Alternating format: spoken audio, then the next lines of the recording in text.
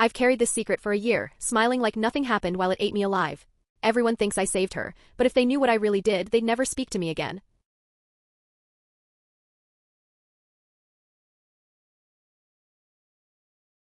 I'll never forget the night my sister, Lucy, found out the truth. We were sitting side by side on the couch, just scrolling, when she decided to check her boyfriend Preston's phone. No warning. Just casually tapped in his passcode and started reading. I glanced over her shoulder and froze. The first message I saw said, "Bro, why are you still dating that disgusting whale? I'd rather die than touch that." And Preston's reply. God, I felt my stomach twist. She's desperate and grateful for any attention. Fat girls will do anything to keep you. It's like having your own servant who thanks you for it. I braced for her to scream, cry, throw the phone across the room. But Lucy didn't give him that satisfaction. She just shut the phone, stood up and went completely still. The next morning she dumped him. No yelling. No scene. Just this calm, almost regal tone as she told him, "I'm choosing myself." My parents were proud. I was proud. She downloaded MyFitnessPal, joined a gym, and started posting her healing journey online. Mom offered to go with her, but Lucy shook her head. I need to do this for me. She cleaned out the pantry, hitting the junk food like it had personally betrayed her. She was at the gym twice a day, prepping meals every Sunday. Dad bragged to his friends about her dedication. 3 weeks later, Preston texted wanting her back. She showed me the message with a smirk. Look who's desperate now. She'd lost 15 pounds already and everyone kept praising her revenge body. At first I thought she was doing exactly what you're supposed to do after a breakup, turn the pain into motivation. Sure, she weighed herself every morning and counted calories like a hawk, but isn't that just being disciplined? But then something changed. She'd push food around her plate without eating. I'd catch her doing jumping jacks while brushing her teeth. She'd stare into the mirror like she was looking at an enemy. One night when she left for the gym, I looked in her trash. It was full of perfectly good lunch containers she'd hidden. I showed our parents, expecting alarm. Mom sniffed one, shrugged, and tossed it back. Dad didn't even look away from the TV. Stop going through your sister's stuff. That's weird. That's when I realized. I was alone in this. I hit her scale once, thinking it would force her to slow down. She grabbed my shoulders and shook me so hard my teeth rattled. Where is it? When I wouldn't tell her, she tore the bathroom apart, sobbing that I was sabotaging her. Later that night I went to her room to check on her, and that's when I saw it. Her walls, every single one, were covered in printed screenshots of those group chat messages. The words fat and desperate circled and underlined in red marker. Like she was trying to burn them into her brain. 2 months later we ran into Preston at the mall. He was with his new girlfriend, the same one who bragged about being 95 pounds. The way Lucy's face fell in that instant still haunts me. That night I heard her pacing in her room for hours. I sat against the wall, counting her footsteps until I fell asleep on the floor. She started fainting and I'd catch her before she hit the ground. Our parents believed every excuse she gave. I wanted to scream at them for not seeing what I saw. One day I caught her reading the calories on the back of a gum packet. That's when I finally said it. You're scaring me. Her eyes went cold. She grabbed those screenshots again and said, almost like she was talking to herself. You know what's scary? Being the fat, desperate girlfriend. I was only 15, but I tried everything. I even collected strands of her hair from the shower drain to show Mom, hoping she'd finally get it. But Mom just smiled sadly and said, "Oh honey. I lost 30 pounds after my first breakup. It's normal. She'll grow out of it." No one saw what I saw, that my sister was disappearing right in front of me. Then, one afternoon in July, her phone buzzed. It was Preston's friends. They wanted her at their annual pool party. "They want to see the new me," she said, grinning in a way that made my stomach twist. The day came. She spent 2 hours getting ready, safety pinning her bikini because even the smallest size slipped off her hip bones. When she asked me to come with her, she said, "I need someone there who gets it." She wasn't talking about someone who supported her. She meant someone who knew exactly what Preston had done. When we walked in, it felt like a movie scene. Preston was there, arm draped over his 95-pound girlfriend. Lucy's jaw clenched, but after a while she seemed almost fine. Some guys even complimented her body, and she lit up like she'd been waiting for that moment. Until Mike walked over with a bag of chips. "Want some?" he asked. Her voice dropped to something sharp, almost dangerous. "Are you calling me fat?" Then, without hesitation, she reached into her beach bag and pulled out a GN. "You think I need to eat? You think I'm still the fat, desperate girl?" The whole pool area froze. The music kept playing, but nobody moved. Mike just stood there, holding that bowl of chips, while his face went completely white. Preston's new girlfriend clutched his arm, eyes wide, like she'd just stepped into a nightmare. And before I even thought about it, I was moving, sliding between Lucy and Mike, slow and deliberate, keeping my hands where she could see them. Her arm was trembling so hard the gun in her grip wavered, and her face. God, her face was wet with tears. The entire pool froze. 30 people at least, and not a single one breathing. Somewhere off to the side, a phone slipped out of someone's hand and smacked the concrete. The sound made Lucy flinch hard and the barrel swung toward it. I kept my voice calm. "Low. Lucy." Mike didn't mean anything by it. He was just being friendly. Her eyes darted from me to Mike, then across the water to Preston. The gun wobbled in her hand. From here, I could see her collarbones like blades under her skin, every breath pulling her ribs into sharp relief. Mike set the chips down slowly, then backed up, palms raised. A few people started inching toward the gate, moving like prey trying not to startle a predator. Lucy's voice cracked raw. Nobody called me fat for 2 months. 2 months and now. She gestured wildly with the gun and people ducked instinctively. Out of the corner of my eye I saw Jamie, one of Preston's friends, moving behind her. When his gaze met mine he pressed a finger to his lips. Keep her looking at you. So I did. You're right. You worked so hard. Everyone can see how much you've changed. Her voice broke completely. Then why? Why would he offer me food? Why would he try to ruin everything? I could see Jamie inch closer. He wasn't trying to ruin anything. People just offer food at parties. It's what they do. She shook her head violently. No. No, they're testing me. They want to see if I'll eat. They want the old Lucy back, the desperate one. And then Jamie struck. He grabbed her wrist, yanking the gun skyward. Lucy screamed. The shot cracked through the air, bouncing off the surrounding houses. Chaos exploded, people screamed, bolting for the gate. Jamie wrenched the weapon from her and Lucy crumpled to her knees, sobbing. I dropped beside her and pulled her close. She felt weightless. I can't go back, she kept saying, over and over. Across the pool, Preston's girlfriend was on her phone, saying something about calling the cops. Preston snatched it away and shook his head, his face pale, like he just realized this wasn't some drama he could shrug off. Jamie passed the gun to another friend, who ran it to a car. Slowly the air loosened, people breathing again. But most were already gone. I got Lucy to her feet. She didn't resist. Whatever fight she'd had was gone the second that shot rang out. We passed Preston on the way out. He wouldn't even look at us. His girlfriend muttered something about Lucy being psycho, and he actually told her to shut up. In the car, Lucy folded into herself, knees pulled up, staring at nothing. I grabbed her cover-up from her beach bag and wrapped it around her shoulders. Every so often, she'd touch her hip bones, like checking to make sure they were still there. When we pulled into the driveway, Mom came out smiling until she saw her. Really saw her. The loose bikini. The unsteady walk. The way her skin seemed to hang off her bones. What happened? Mom's voice shot up, panic laced in every syllable. Lucy brushed past her into the house. I followed, finding Dad standing from the couch as Lucy stopped in the middle of the living room. I need help, she said, barely above a whisper. Then louder. I need help. I can't stop. I count calories in my sleep. I work out until I throw up. I can't stop seeing those texts. I can't stop hearing him call me desperate. Fat. Mom's hand flew to her mouth. Dad froze. I brought a gun to a pool party, Lucy went on. I pointed it at someone for offering me chips. And you keep telling me I'll grow out of it. Dad's voice was a rasp. I explained that Jamie had stopped her, that nobody called the police, but she needed real help. Not diet tips. Not waiting for the right guy. Mom sank into the couch. Where did you even get a gun? Lucy let out a bitter laugh. Does it matter? I'm dying and you're worried about where I got it. You're not dying, Dad said automatically, but even he didn't sound convinced. Lucy walked to the mirror by the stairs, turning sideways. Look at me. Really look. I can see my heartbeat in my chest. My hair falls out in chunks. I haven't had my period in 2 months. She looked at both of them. I need professional help. Doctors. Therapy. Something. Because I can't do this alone. Every time I try to eat, I see those texts. I hear him laughing. I pulled up the photos I'd been secretly taking, Lucy, week by week, disappearing. Side by side, the change was terrifying. I've been trying to tell you, I said. You kept saying it was normal. It's not. Dad took the phone, his hands shaking as he scrolled. Jesus Christ. Lucy, baby, I'm so sorry. I thought you were just being healthy. Lucy's voice was flat. Healthy people don't bring guns to pool parties. Mom wiped her face, then straightened. Okay. We're going to the hospital. Now. Lucy nodded, tears spilling over. I'm so tired. I'm so hungry. And I just wanted him to want me back. I just wanted to be good enough. You were always good enough, I told her. Those texts say everything about him and nothing about you. She tapped her head, then her chest. I know that here. But in here, I'm still the desperate fat girl. Dad grabbed his keys. Hospital now. We'll figure the rest out later. At the door, Lucy paused. My wall. The texts, can you take them down? I'll take them all down, I promised. She squeezed my hand. I'm sorry for shaking you when you hid the scale. For screaming at you. It's okay. It's not. But thank you for not giving up on me. Even when they did. Mom's voice cracked. We didn't give up. Lucy looked her dead in the eyes. You did. And that's okay. I gave up on myself too. The drive to the hospital was suffocatingly quiet, except for Lucy's voice. Barely a whisper, but relentless. She was counting calories under her breath. The chips Mike had offered. The juice someone was drinking. The cake on the party table. Even now, knowing she needed help, she couldn't shut it off. When we pulled up to the ER, the nurse at the desk took one look at her and didn't ask a single question, just waved us straight back. She helped Lucy onto the scale, keeping her expression carefully blank, but I caught the slight furrow in her brow when she wrote down the number. Then the doctor walked in. Young, gentle eyes. Instead of towering over Lucy, she crouched so they were face to face. Tell me what's been going on. And Lucy, she didn't hold back. She started at the beginning, Preston's texts. The revenge body diet that spun completely out of control. The gun at the pool party. The endless workouts. The voice in her head that never shut up, telling her she was still fat. The doctor didn't interrupt. Just listened. Took notes.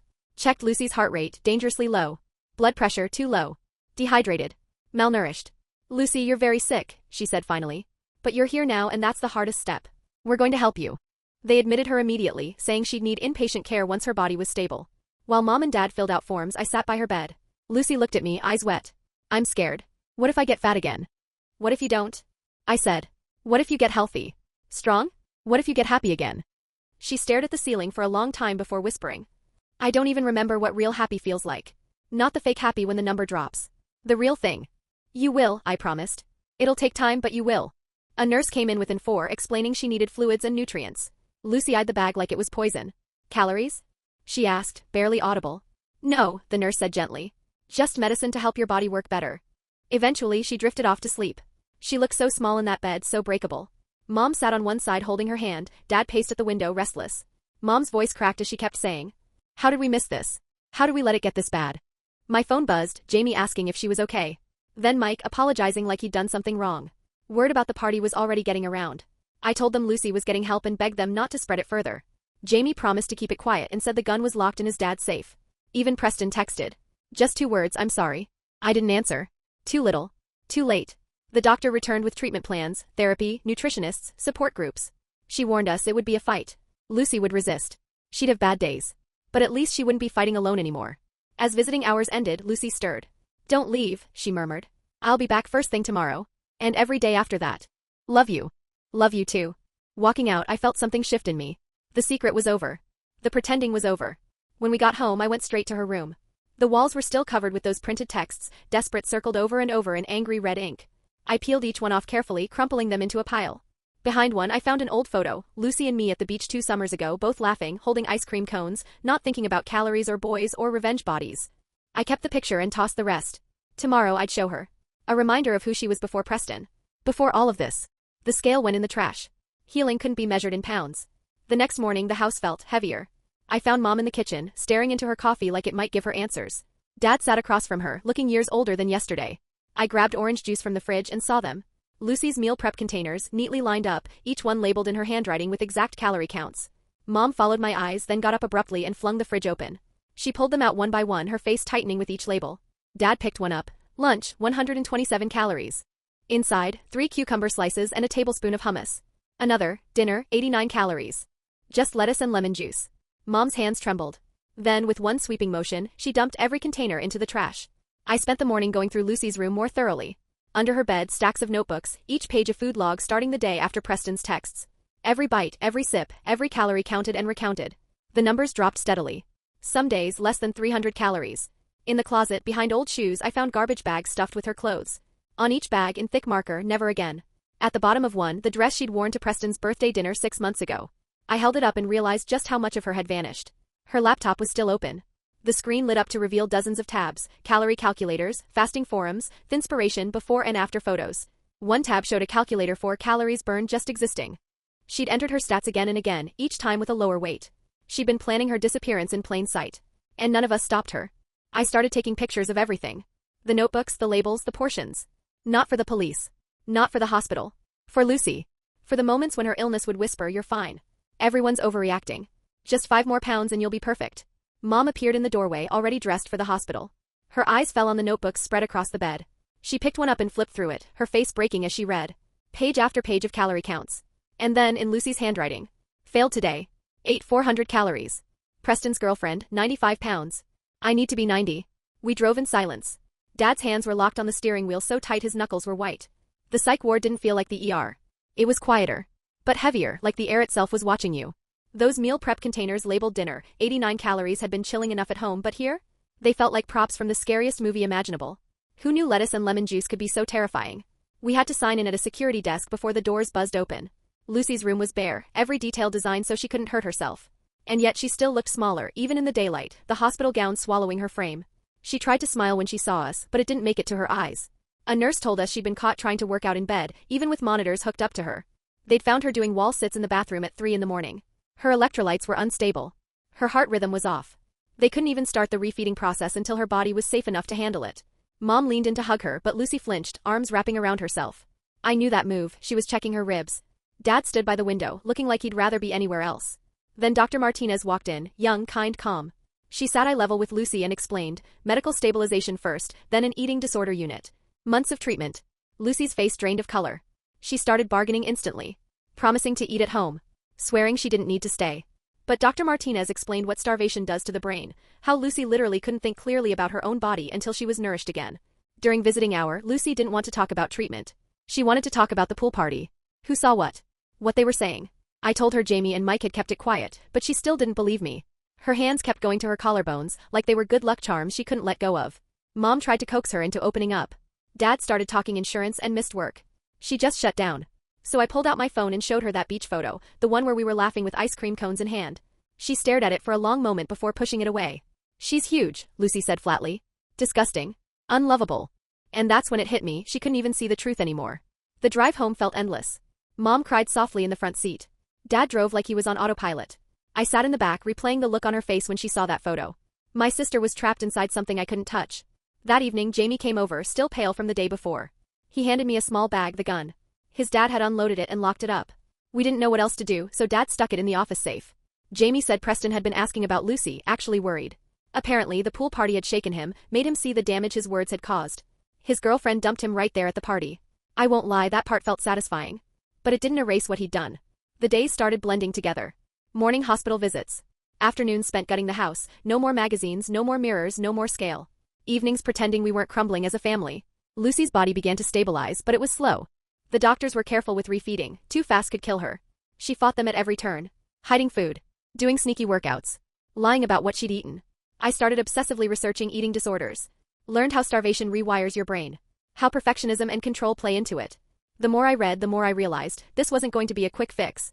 Mom threw herself into the fight, family therapy, books, support groups. But guilt clung to her like a shadow. Dad, he didn't know what to do with all the feelings, so he disappeared into work. A week in, Lucy called me crying. They'd covered her bathroom mirror to stop her from body checking. She begged me to sneak in a small hand mirror. Just so she could make sure she wasn't gaining too fast. When I said no, she exploded.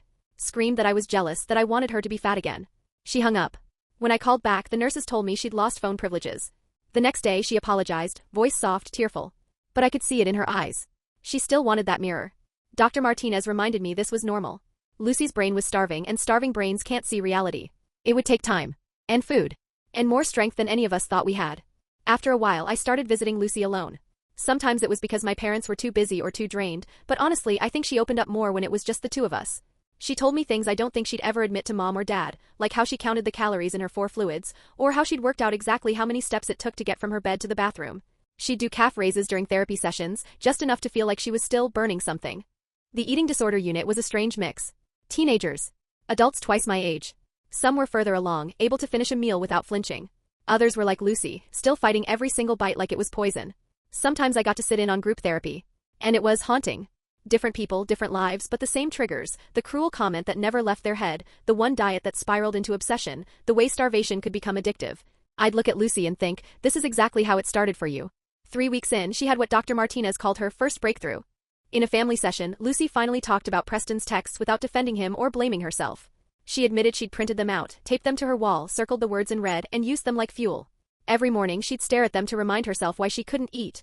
Dr. Martinez helped her see that she'd taken Preston's cruelty and turned it into her reality. But recovery isn't a straight line. The very next day she was spiraling again. She'd gained 5 pounds from refeeding, still far, far under a healthy weight, but to her it was catastrophic. She started accusing the staff of trying to make her fat, swearing she was cured enough to go home, threatening to refuse food unless they cut her meal plan. I could see my parents aging in front of me. Mom's hair started coming in gray because she'd stopped dyeing it. Dad carried this constant knot of tension in his shoulders. They fought more, usually about how to handle Lucy's manipulation. I found Mom in the laundry room one day, clutching one of Lucy's old sweaters like it was a newborn. It looked enormous now. Money made everything worse. Insurance paid for some of the treatment, but not all. Dad picked up extra shifts. Mom dipped into retirement savings.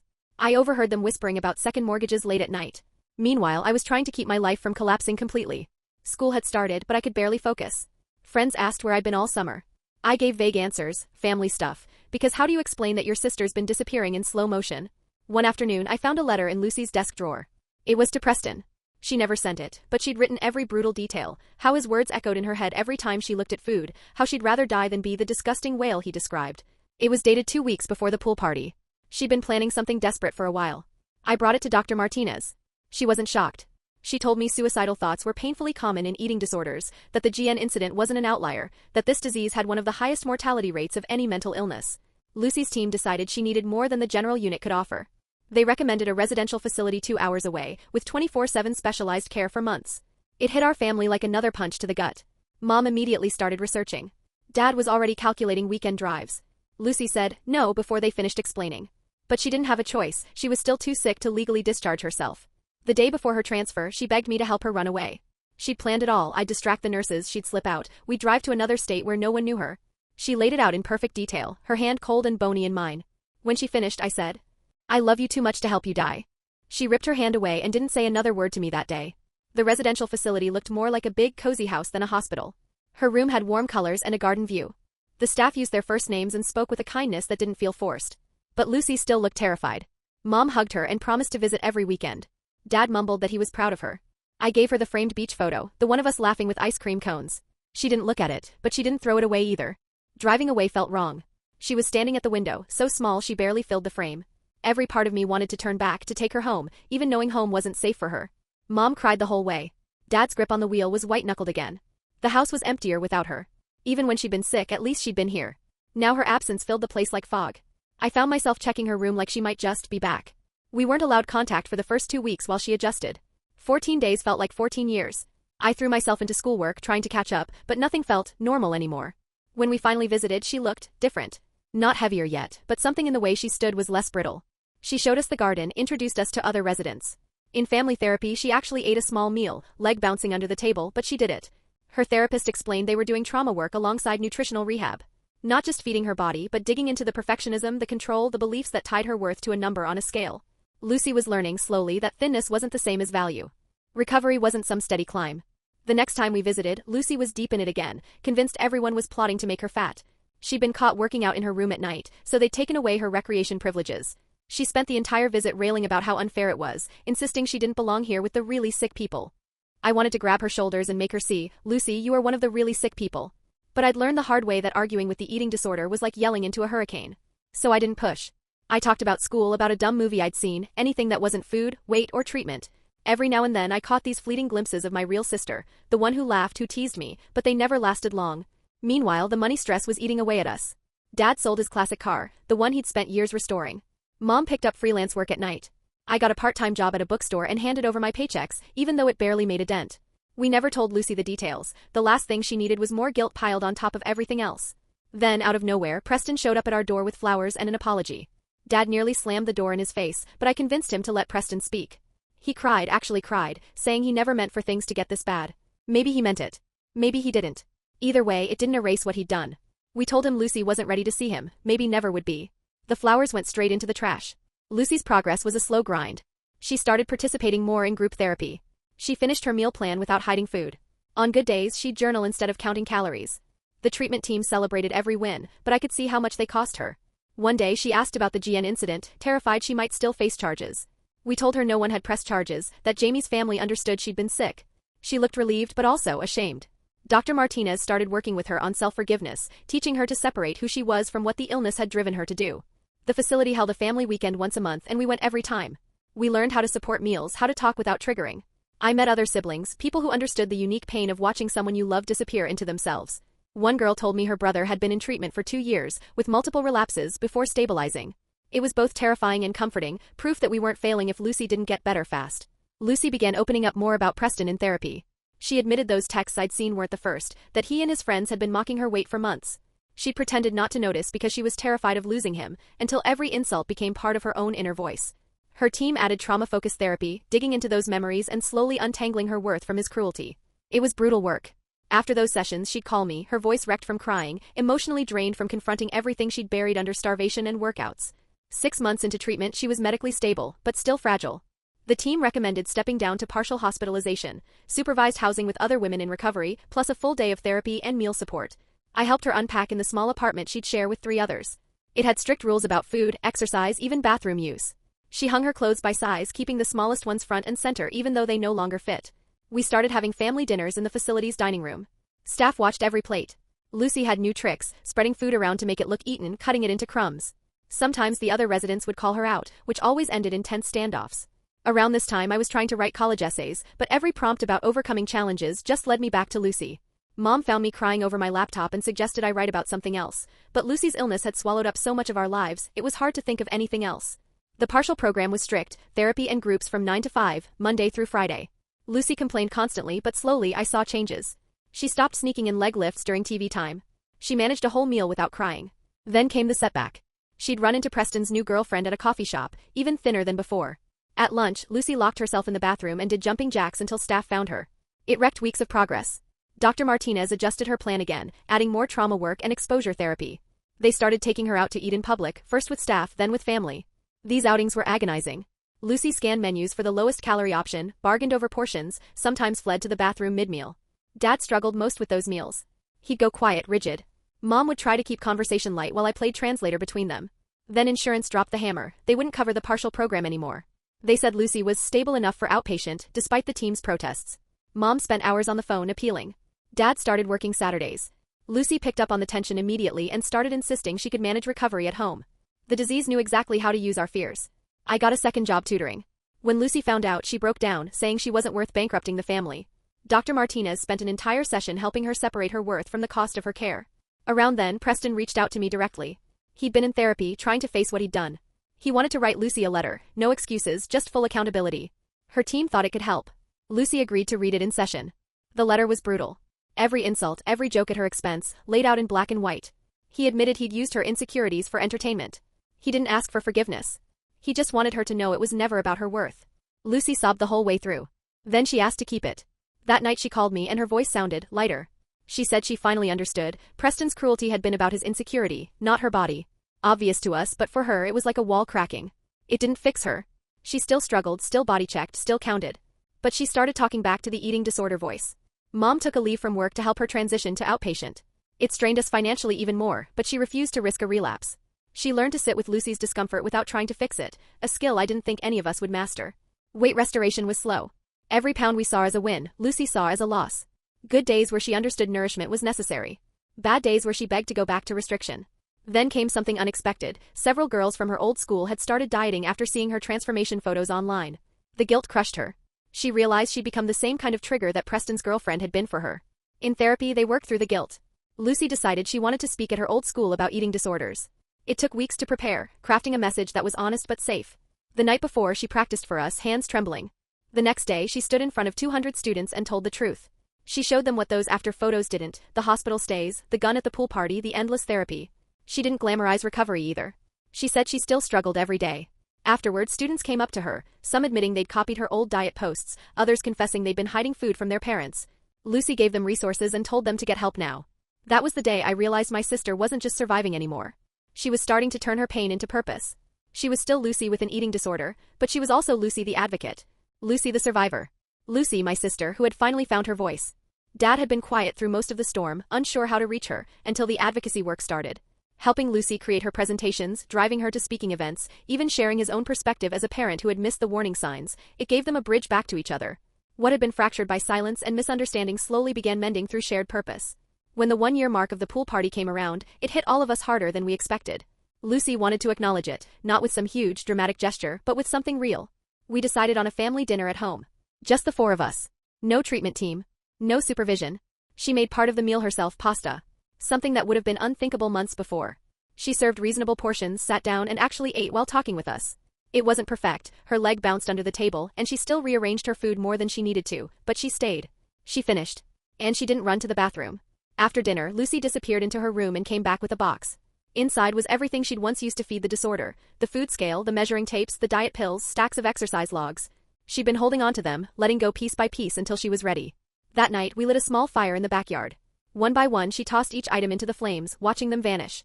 The only thing that didn't burn was the gun. That was handled differently. Dad drove her to the police station where they destroyed it on the spot. They came home with paperwork in hand. That chapter, the scariest one, finally closed. With her weight stable and her thinking clearer, Lucy started looking forward. College felt too big a leap, but she didn't want to stop learning. She enrolled in an online class, just one, to test herself.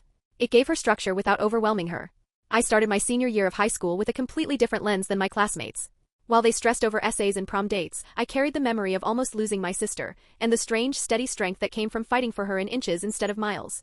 Lucy's life stayed anchored in recovery, therapy twice a week, regular sessions with her nutritionist, support groups. It wasn't some endpoint she'd reached, it was a choice she made every single day. Some days, the eating disorder voice still screamed. But now she recognized it as just that, noise. Not truth. The financial toll lingered. Mom went back to work part-time. Dad kept working extra shifts. They'd refinanced the house and drained savings, but they never complained in front of her. The price of keeping her alive was one they'd pay as many times as it took.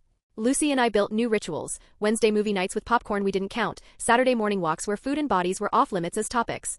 She helped me with college essays, I helped her with coursework. We were learning how to be sisters outside of crisis mode.